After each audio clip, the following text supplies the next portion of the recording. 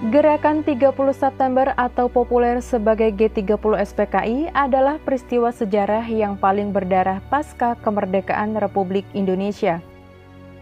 Karena pada tanggal 30 September sampai 1 Oktober 1965, terjadi penculikan dan pembantaian terhadap 6 jenderal, 3 perwira, 1 polisi, dan 1 putri jenderal. Bahkan kematian mereka terjadi secara sadis dan mengerikan.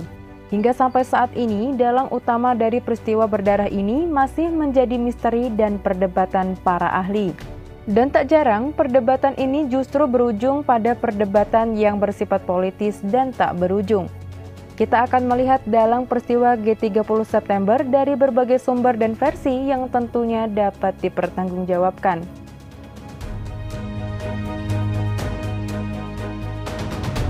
Menurut pemerintahan Orde Baru yang dipimpin oleh Presiden Soeharto, Partai Komunis Indonesia atau PKI adalah dalang tunggal dari peristiwa G30 September ini.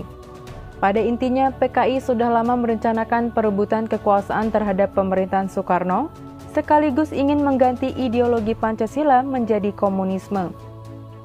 Bahkan percobaan pemberontakan tersebut telah dilakukan PKI sejak tahun 1948 di Madiun, dan puncaknya adalah pada 30 September 1965. PKI yang kala itu dipimpin oleh DN Aidit berusaha menghasut pasukan Cakrabirawa atau pasukan pengawal istana yang dipimpin oleh Letkol Untung untuk membantu aksi bejatnya itu. PKI memang cukup dekat dengan para pasukan Cakrabirawa.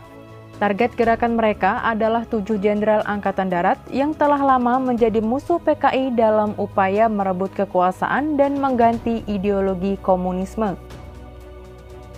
Hingga akhirnya pada malam 30 September menuju 1 Oktober, peristiwa berdarah itu pun terjadi.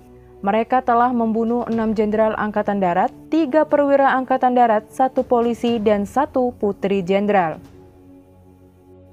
Setelah kejadian itu, Soekarno menunjuk Soeharto sebagai Jenderal Angkatan Darat sebagai pengganti Jenderal Ahmad Yani yang telah gugur.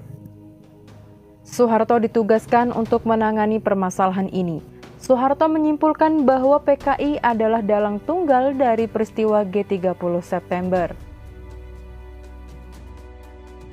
Saat Soeharto menjadi presiden, PKI terus dikucilkan dan menjadi organisasi terlarang. Semua yang berhubungan dengan PKI harus dimusnahkan sampai ke akar-akarnya. Bahkan menurut berbagai data penelitian, pemerintahan Soeharto telah membantai 200.000 sampai 500.000 orang yang dicurigai anggota PKI. Ya, itu merupakan rangkaian cerita sejarah G30 September menurut versi Orde Baru. Literatur pertama tentang versi ini dibuat oleh Nugroho Noto Susanto dan Ismail Saleh, yang tertulis di dalam buku tersebut berjudul Tragedi Nasional Percobaan Coup G30 SPKI di Indonesia. Dan buku tersebut menjadi acuan utama dalam pembuatan film Pengkhianatan G30 SPKI yang digarap oleh Arifin Cinur. Bahkan film tersebut selalu diputar pada tanggal 30 September untuk mengingat kekejaman PKI. Pemerintah Orde Baru menggunakan istilah G30 SPKI sebagai propaganda untuk menegaskan bahwa PKI adalah satu-satunya dalang dari peristiwa berdarah tersebut. Bahkan pemerintah Orde Baru akan melarang buku apa saja yang menjelaskan versi lain dari G30 SPKI. Misalnya, pemerintahan Orde Baru melarang buku berjudul Bayang-Bayang PKI yang mencoba menjelaskan peristiwa 30 September dalam berbagai versi. Namun setelah Orde Baru runtuh, pembahasan tentang PKI menjadi lebih terbuka, dan banyak pelaku sejarah yang akhirnya bersuara tentang peristiwa kelam tersebut.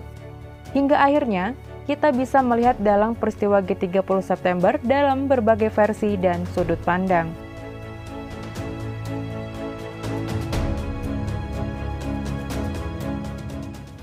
Versi kedua menyatakan bahwa dalang dari G30 September adalah Presiden Soekarno. Teori tersebut diungkap dalam beberapa buku seperti The Devious Dalang, Anatomy of the Jakarta Coup, Soekarno File, dan lainnya.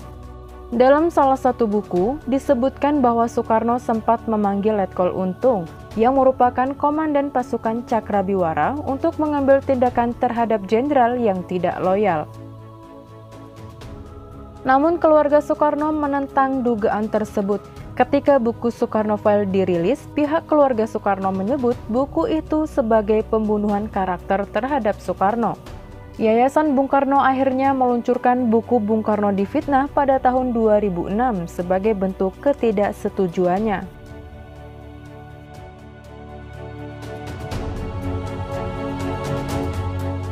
Meskipun terkenal sebagai pahlawan yang menumpas gerakan 30 September, Soeharto justru dituduh terlibat dalam gerakan tersebut.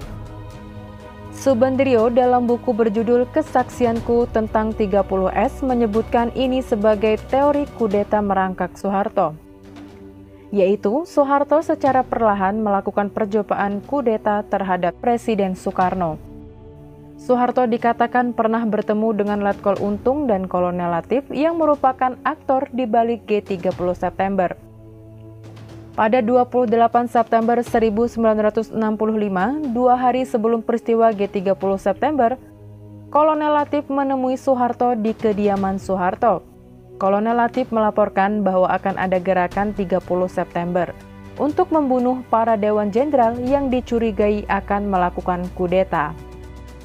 Bahkan 4 jam sebelum G30 September pecah, Kolonel Latif kembali menemui Soeharto untuk menceritakan bahwa rencana pembunuhan para jenderal akan dilakukan pada dini hari 1 Oktober. Namun anehnya, Soeharto diam saja dan tidak melaporkan hal ini kepada Jenderal Nasution dan Ahmad Yani yang akan menjadi sasaran tersebut. Inilah yang memunculkan analisis tentang teori kudeta merangkak Soeharto. Dalam buku yang ditulis Subandrio menjelaskan 4 tahapan kudeta merangkak yang dilakukan Soeharto. Pertama, menyingkirkan para jenderal pesaing Soeharto melalui pembunuhan pada gerakan 30 September. Kedua, membubarkan PKI, partai yang memiliki anggota jutaan dan pendukung penuh Soekarno. Ketiga, menangkap 15 menteri yang loyal kepada Presiden Soekarno dan terakhir mengambil alih kekuasaan dari Soekarno. Tentu saja versi ini dibantah dalam sebuah buku autobiografi yang berjudul Soeharto, Pikiran, Ucapan, dan Tindakan Saya. Dalam buku tersebut diungkapkan bahwa memang benar Soeharto telah bertemu Letkol Untung dan Kolonel Latif, namun tidak berbicara masalah G30 September, dan isu Dewan Jenderal yang akan mengkudeta Soekarno hanya akal-akalan PKI saja.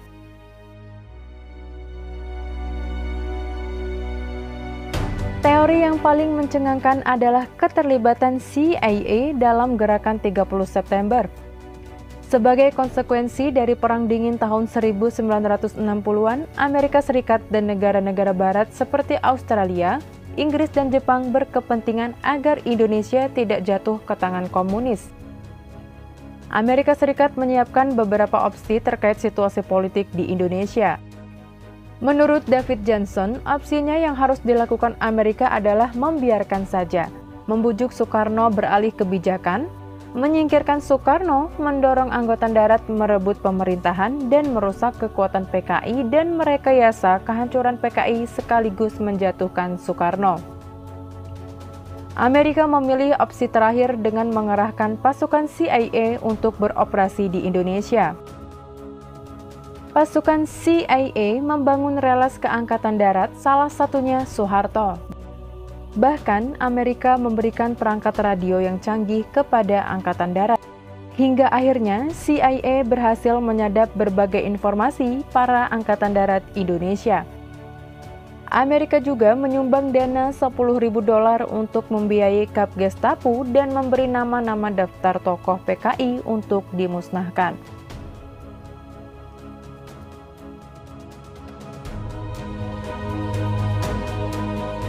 Sejarawan Cornell University, Bernadette Rock Anderson dan Ruth Mitchpay membuat kesimpulan tentang keterlibatan konflik Angkatan Darat dalam G30 September.